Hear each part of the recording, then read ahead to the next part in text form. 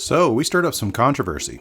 A few weeks ago, we revealed that instead of installing a $14,000 Victron system like we had in our previous RV, with our new RV we installed the new Bluetti RV5, a completely different 48-volt system that cost half the price.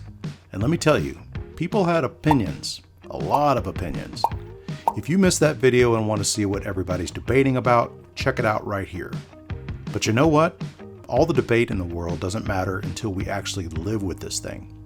So we spent 4 days off-grid and we did real-world testing, running everything we normally run. It's time to settle this once and for all. Can the Bluetti RV5 actually replace Victron? Or did we just make a $7,500 mistake? Knock, knock. Hey. Travel day. That's right. So where are we going? What are we doing? So, since Barry has installed our new solar battery setup with the RV5, we're going to put it to the test, and for the next 4 days, I think, we're going to go harvest hosting. So no hookups. Harvest hosting. So we're here in Elkhart. Stopped by our friends at Alliance. Got a few things taken care of. Let me show you what we got done. So they were able to fix our pantry situation. Yep. So put that back on, and now it locks again, which is great because I was having to tape the door shut, and that was no fun. It wasn't working anyways. It's a very heavy door. So now it is back to, you have to push on it a little bit, but then it locks. So yeah. Great. All right. And then our door is no longer going down into the door cavity there. Yeah. So we have a working door. That's good. Yeah, it is good. However, the other door, wah, wah, wah. This is also was fixed, but after we got it back and went to our first stop after, it is now stuck and it won't open again. So, yeah. So, hey, Alliance people. So we're pushing down on this. But that's not working. And then it's just not moving this enough to get out from under this. Yeah. So it's basically, it's just stuck in this position. So we still don't have a door to the bathroom. So you got no privacy. No privacy. You have to shut the other door, and that's a don't come in here as a whole. So we'll get it figured out. We've got a ticket open. Hopefully it's not a total door switch. Hopefully it's a mechanism of some sort. We're kind of hoping they can walk us through it, but we'll have to update you on that later. So that's the other thing that's got taken care of. And we got a little tweaks here and there on some things that were not 100%, but overall, I feel like we're back in business. We're whole. Now we're about ready to go boondocking. So we got to fill up our fresh water tanks, and that's posed a bit of an issue. Let's take, where are we at now? We're at, we're full. Are we full? Finally, let's explain this situation. Okay. So let's go outside. So I came out this morning. This is the first time we've really filled our freshwater tank, at least intentionally. So Alliance has this manifold system. As you can see, it's all these fancy valves and all that kind of stuff, which is pretty cool. But I don't understand why there's not like a freshwater fill, because this is the tank flush, this is the fresh water in, but then there's like no, like a Nautilus panel, which is more typical like what we had in our Valor. It was extremely simple. You just, oh, you want to put fresh water in your freshwater tank, you just turn these two things and you could hear the water divert into the tank. Well, it doesn't work that way now. There's actually this valve up here that you have to turn, and you have to turn it towards the yellow. So I turned it down, and it took me a while to figure that out. Oh, see, that's the other thing we don't love about that is that we're always bumping our head on these things. We literally tried to get these replaced with like doors that swing out instead, and apparently that's not a thing. This model anyways. Yeah, we couldn't make that happen, which was a bummer. Anyway, so yeah, so I was so, and I think that what added to my issue with this is that I think we've got something going on with our water pressure, and it could be maybe our water, because we have this water filter thing happening here. I just installed this water softener, Plus, the new Alliance Paradigms, and I don't know, maybe it's other models too, but has this blue water filter basically it comes from the factory. So now it's got a water filter on here that frankly we don't really need. So this, but the problem is we have such low flow right now. It was taking forever to fill this fresh water tank. So I thought I was doing something wrong. I thought maybe I don't have this thing turned right and all that. So I ended up, I happened to see Rob, the RV guy, was parked. He's parked just a couple sites over. I saw him. I said, "Hey man, can I ask you a question?" He's an RV tech, so he came over, super nice, and he was confused by it too. In fact, he was so determined to find the answer. He had a friend who apparently is here in the same park that has the same model as we do. And he went over there and confirmed that yes, you do put it down towards the yellow. You do not turn your water pump on, and that is how you fill the tank. So I really do think, and I agree with him. He's like, I think you've got something just slowing the flow, because it took forever to fill our water tank, which it's not supposed to be. It should be like a rush of water coming in. You should hear it. Yeah, and the thing is, because we do a lot of boondocking or partial hookups, we fill this thing quite often at rest areas or places where you can just go and water fill, and we'll have to take everything out of the bay to get behind that panel to turn it and then fill it, and that is so inconvenient. So I'm hoping we can maybe figure out a way to feed that to the front of the panel somehow, because I'm gonna figure it out. Yeah, he's gonna figure it out. Me and ChatGPT, we've already got it figured out. But anyways, yeah, so that's a con to me of this system. And maybe you Paradigm owners, if you have this manifold system, if you have figured out how to make this better, yeah, let us know, because this is one of those things where I'm like not super happy about it, because we do fill that freshwater tank so much most of the year. So yeah, and you don't want to be that guy that's at the freshwater fill thing and it's taking you like it's got 5 minutes. Cars behind you, or 5 RVs behind you. We're not going to be that guy. So we'll get it figured out. Yeah. Let's went on the bikes. Oh yeah. So let's keep walking around the rig and show you what else we got going on. A lot of people have been asking about what we did with the bikes. Okay, so we have electric e-bikes now. We've got the foldables, which we really like.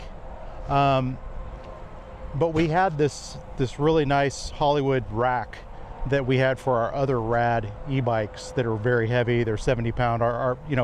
We didn't want to get rid of the rack, because I also have a regular mountain bike that I bought, just a traditional mountain bike. So I've got one of the electric bikes on here, and I also have my mountain bike on here.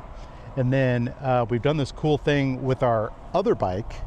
Did we show that? Nope, we haven't showed it yet. So I'll overlay some footage of the Hollywood rack and how this all works. But this cover was also an addition too, and we really like it. And this is all from eTrailer. Yeah. So the way this cover works is it's got this big zipper on it. So it goes over the top of the hitch. So it's got a hole in it, and so basically you leave that back portion of it on and just kind of let it hang when you've got the bikes off. And then so when you put the bikes on and you want to wrap it up, you just add the two together, you zip it up, strap it up, and obviously it just helps keep the bikes clean when you're traveling, because there are a lot of gunk gets thrown up on here. And I think it also provides a little bit of a theft deterrent, because people if they don't know what's under there, why are they going to bother it? And it's going to be a pain to open it up and get to it. So. Yeah, exactly. So let's show them what we got going on with the other bike. Yeah. And this is I'll put all the links to these in the description. It's the particular Hollywood bike rack for 2 bikes, and the Swagman. What's that musical reference? Do you know? Spoon Man. Which doesn't actually sound like that when he's singing, but I had It's like Sammy Davis Jr. is singing it. Well, my old buddy Jeff Marshall, for whatever reason, he always sang it like that, and so it's stuck in my brain like that. Big Soundgarden fan, but I know it doesn't sound like that. So back on to more interesting RV things. Okay, so this was a solution that some of our viewers on the channel, because that they suggested, and we love it. So the idea is the foldable e-bikes, they're a little, when you fold them down, they're a little unruly. You know, they kind of want to come apart and all that kind of stuff. And so you can put them into the bay as is, but it's not that great, you know, of an experience. So this it keeps it contained. Plus, this also takes up a lot of space in the bay, so we don't put it in the bay. Where do we put it, babe? We put it inside. We put it in the RV. That's right, because there's spaces between the slides that are kind of just going unused. And so we can easily pick this up and just carry it in and put it inside the RV, and that works great. And we got a second one. You might be wondering, why do you have two of them there? Well, thank you for asking. Two of these, they're just stacked on top of each other. That is for when we actually go out on an excursion. We want to put our bikes in the truck. Instead of putting, you know, having to take the rack off of the RV, which I do not want to do, and put it on the truck and go through that whole rigmarole, I'm just going to put them in two bins. And we can pick them up, slide them into the truck, slide them out, because I'm all about ease of use, easy stuff. Yeah. So we haven't done that yet, but we're gonna, and it's gonna be great. Yep. So that's the theme. We're trying to make things way more streamlined, way more easy than we had before, and that's part of this change to the new RV. So we're getting there. But now it's time to pack up because we're already running late because of the whole water fill thing. So we got to get out of here.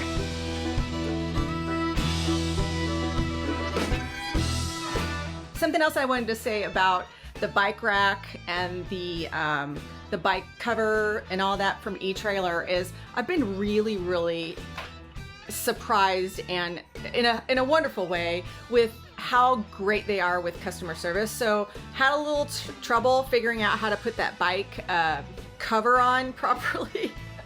And they have a great video on the website that shows it, but I also asked, and you can call and talk to people, which is refreshing these days. And same thing with the knowing which bike rack you need based on, because our old e-bikes were the real heavy ones.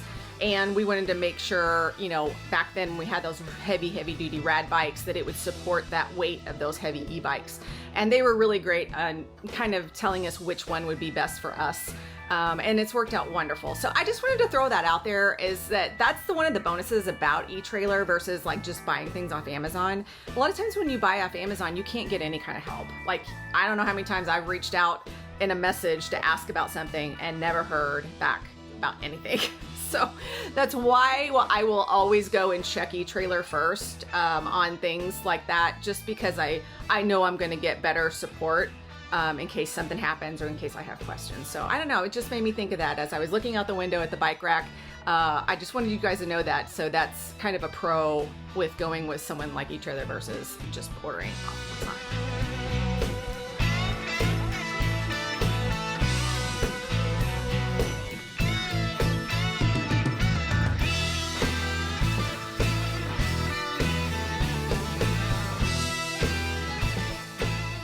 Oh, I need to hold this up too. We have learned the lesson that this is just too close. I need to fix that, but what do you do? This is the cover for our adjustable weights to keep them from getting rained on. So started to put it in here because it's about to fall out of the back of the truck when we travel. So trying something new there. Let's get these guys closed up.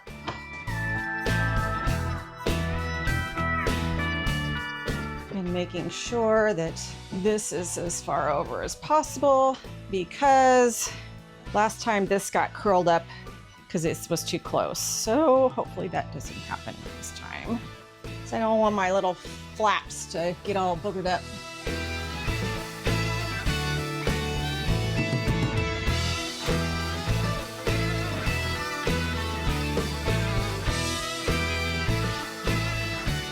I always forget to open that up because this won't lock if it's in the way.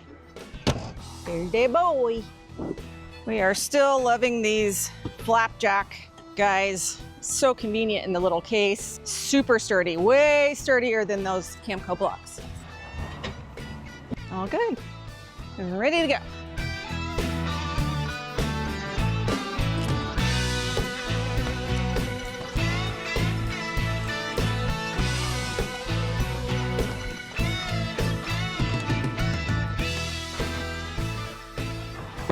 All right, couple hours.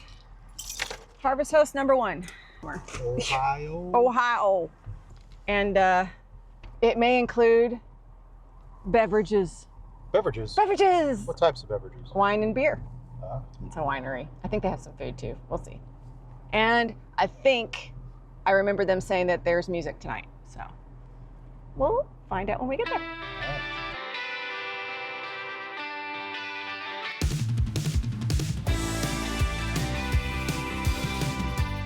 Open roads. It is.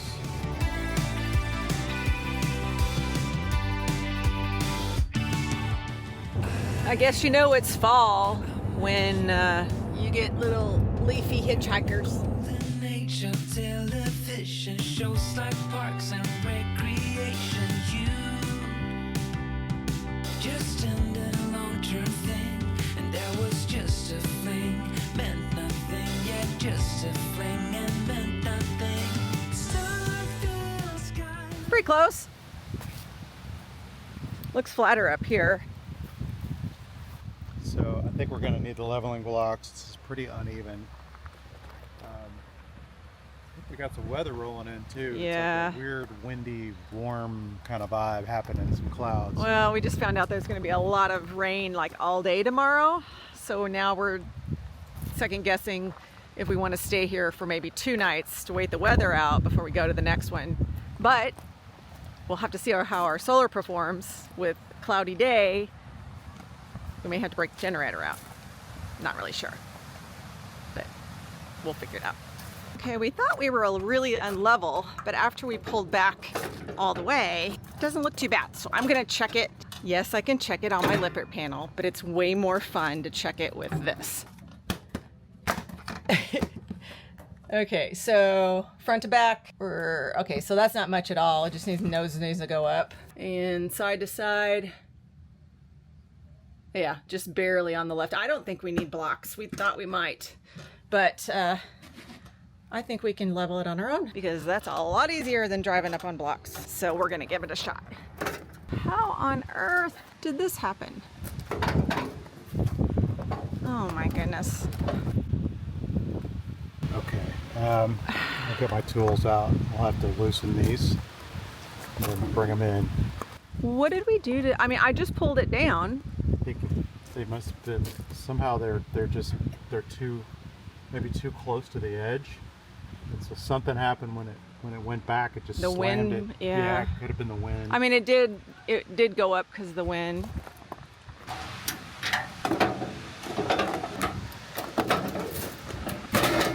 You can feel it's spring loaded, so it wants to go back even further. I guess that's probably by design. But probably what we're gonna have to do is just kind of push these out on edge like this.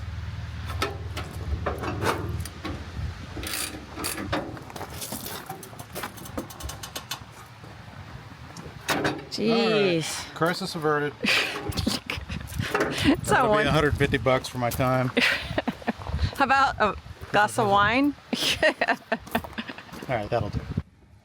So basic, we're at 100%. 99 hours and 59 minutes. I think that's just about as high as it can go. I'm not sure that that's accurate, but as you can see, we're bringing in 130 watts on the roof, and we're only using 54 watts because basically we don't have anything on right now as far as from an AC standpoint. And again, keep in mind that our DC is not hooked up to this. We had the option to doing that. Well, I just chose not to. So we just got here, and it is sunny outside, but as the weather looks, it's going to storms rolling in. It's supposed to be rainy all day tomorrow, so it'll be interesting to see how much we run down the battery. We may end up having to use the generator, but that's okay. because that's just part of it. So we'll see what happens. All right, so I thought I'd check on the Redodo battery, which is our DC power. So if you haven't watched the other video, you should watch the video on the new Bluetti setup. But we also kept the how many watts? 400 watts. 400 watt panel that was already wired to the battery bay for our DC. So we have a 280 amp hour Redodo. Yeah. And we have the Bluetooth version, so we can actually see the level on it, and it's at 71. It looks like right now. So if it should get some trickle, I guess, from the Bluetti setup. So it'll probably raise up. Plus the sun's out, so I would say by the time we go to bed, it'll probably be about 100% if I had to guess. Yeah. So keep in mind, our refrigerator is 12 volts. So that's the big thing that is a consistent drain on the DC battery. So, which is totally fine. Now, where it does get a little sketch is if it gets super cloudy tomorrow, which it sounds like it's going to. So, again, we'll just kind of see what happens. That's what this whole experiment is about, and we may end up changing things. This is the first time we got to take advantage of our big windows with something other than somebody's RV next to us. That's right. We got the vineyard with no grapes that I can see. I think they've all been harvested, and the bonus corn in the background. Corn sweat. It is pretty warm around here. I'm just saying, corn sweat is a real thing. Just raising the temperature. It's a great view. I'm not complaining.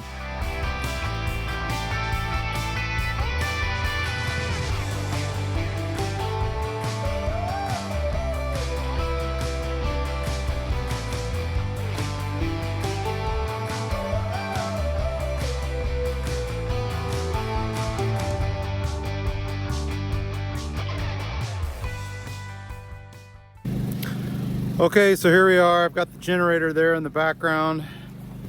I always kind of try to point the noise of the generator out to where there's nobody. There's nobody parked next door to us. It's a pretty craptacular day out here. I mean, it's just been cloudy and rainy all day. So we're down about 40% on our batteries, but right now we're bringing in about 1,500 watts from that generator, and we're only using about 300, I think. So yeah, so this should charge it up pretty quick, and that way we'll feel good tomorrow when we wake up. We'll know that we'll be hopefully fully charged, if not close to it. Okay, Harvest Host Day 2. Yeah, so we are, is it day 2? It is, well. I lost count. Well, yeah, because we stayed an extra night at the first Harvest Host because of the rain. It literally rained all day and night. Yeah, so had no sunlight, no solar power coming in. So we're thankful at least that the sun is back out today. The fact that we got up with about 30% is not super surprising. I think we got up it was 40%. 40%. So we've been losing a little bit since, but we've been working and stuff. And obviously the sun wasn't up yet. It's not quite overhead. It will be soon. And I was using my laptop, which has two monitors. We have the internet on. We used the coffee maker this morning. Last night we had the TV on for all night. Until 10 o'clock. Yeah, and then and I watched TV for a while yesterday too, a little more than normal, just to kind of use it more. I'm sure we ran the microwave at least once last night. So I was just trying to think of all the things that we've been using. Yeah, and then remember that the RV5 is an inverter. In fact, it's not just an inverter. It's an inverter, solar charge controller, all that stuff combined. So it uses power. I don't know how much power that it uses. And that's going to be the case with any inverter that you buy. Inverters require electricity in order to work. So, so they are going to suck up some power as well. So in the end, it worked great. We had power. We did everything we wanted to do. We did run the generator for, I don't know, I think I pretty much used a whole tank of gas. It just kind of ran out of gas at some point and I never filled it up. I think it maybe ran for maybe 2 hours. Yeah, I think so. And again, the only reason we did that is because we absolutely had no sun whatsoever. Yeah. So, and it was good to use it because we hadn't done it yet with this system. So, so today we're going to drive to our next Harvest Host, which is only about 45 minutes away, and we'll continue to update you on how it uses it. And they have a climbing wall. Yeah. Which I am going to completely dominate because look at me. I'm just going to say I'll try. I'll try to climb a climbing wall. We'll just leave it at that.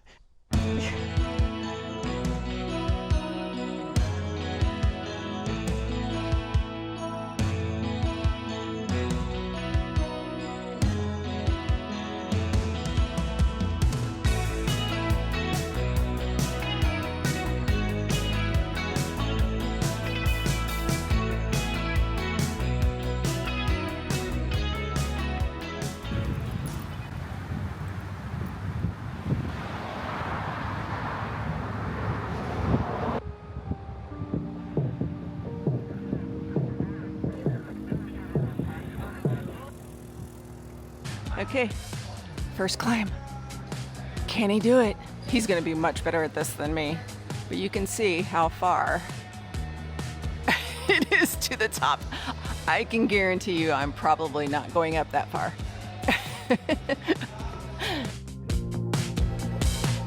He's like a Spider-Man. I can also tell you that I will be much slower. Oh, can't believe he's going up all that far. To the blue.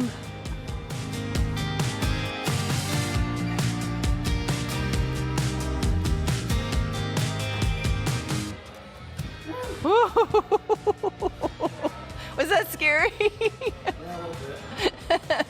I hope I don't get stuck up there. We'll get stuck. Do you really have any inclination of how far up you are? Because I really didn't look down.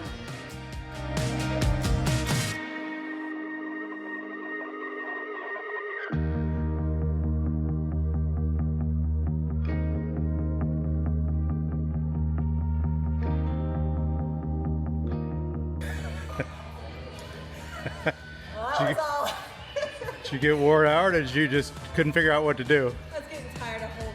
Yeah. Definitely gripping too much to my hands. Yeah.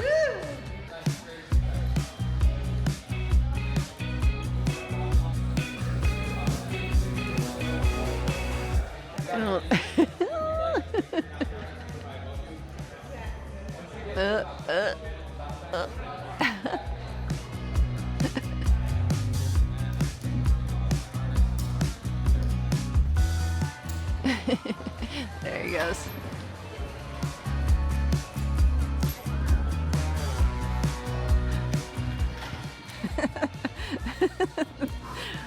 That one was harder, huh? Yeah. I think it got harder as it went up.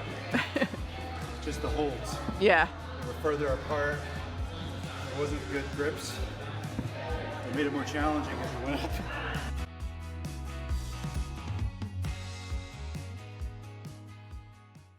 Nice people. Really, really nice. We met the owner. She and her husband are also RVers. Yeah. And so we had a lot in common. And they there. were Harvest Host people before they decided to become a Harvest Host. So really cool perspective. And it's a bit of noise from the road just during the day though. But this is a totally great spot. Yeah, and you're in the middle of Toledo, kind of. I mean, you're convenient to everything. Yeah, everything you need. So this is one of those I highly recommend just because it's such a different experience. And the thing that I notice is there's people of all shapes, ages, sizes doing this. And you really could be, I mean, I didn't do it a lot, but I definitely did a few climbs, and it was good. It was a fun experience. Yeah, absolutely. It's something different than other than the winery brewery kind of thing that the Harvest Hosts tend to be. All right, this is our last day. This is day 4 of the 4 days of Harvest Host, no hookups. A couple things, we're testing out our new solar battery setup, but we're also testing out using this rig because we haven't really done much up until now. So I thought I'd give you an idea of, we have not been careful really about our water. We haven't, been extra, because it's only 4 days. We really don't need to, because we're just going to go dump anyways. But I thought I'd give you an insight into what it looks like in our tanks. After 4 days, our fresh is down to a third. So we still have fresh water left. One black tank. Now this black tank one was showing full after we dumped. So obviously we need to clean that baby and see if we can get that working again, because it was working fine up until that point. So I don't think that's really accurate, but black tank 2 is 2/3 full. And then gray one, which I think is the kitchen, is 2/3 full. And we haven't really used our shower at all. So you can see it's totally manageable. That's 4 days. I mean, in our Valor, we could go a week and a half before we really had to worry about much. So we're kind of thinking it's going to be the same here because it's the same size tanks pretty much. So that's the recap. Again, we didn't like be stingy with our water or anything like that. So that is just regular usage. So I thought you might want to know that info. But let Barry give you the update on the battery situation. So lots on my mind this morning. The main thing being that last night we got home, we decided to go ahead and use the generator to bump it up while we were sleeping. So I think we were around 50%. Don't know that for sure, but I think that's what we were at. Bumped it up to 70% right before we went to bed. And then I got up this morning and it's back down to 50%. That's a lot. Okay, so what's actually happening is that we have the converter is also running, the inverter is running, and then, you know, there are little blasts, you know, like to turn on the furnace, because it got pretty cold last night. So the furnace is, even though we keep it drop down to like 63 at night, it still kicks on. And then of course our 12-volt refrigerator is running, you know, so I think the biggest culprit is the decision that I made to go ahead and keep the Redodo battery and you're running off the 400-watt solar panel that was factory installed. And for the DC, right? For the DC. So so everything on the RV5 is only running AC. It has an entire, basically a DC button on it. It's off. I'm not doing anything with DC on the RV5. That was my plan. I'm starting to second guess that. I'll tell you why. Because what's happening is that you think about, okay, so you've got the solar panels that I installed for the RV5, 1600 watts, are coming in and they're being stored into the 48 volt batteries. And then to make electricity, they're being inverted into AC electricity. Well, the converter that was installed by the factory, in order to kind of bump up the power on the Redodo battery at night, is now converting that electricity back into DC power and powering the Redodo. So it's a loop. So I'm basically using up all this power that I shouldn't, basically. So it's I think what I'm going to end up doing is I'm going to seriously rethink this whole Redodo battery situation with the 12 volt. I could run all of my 12 volt stuff through the RV5.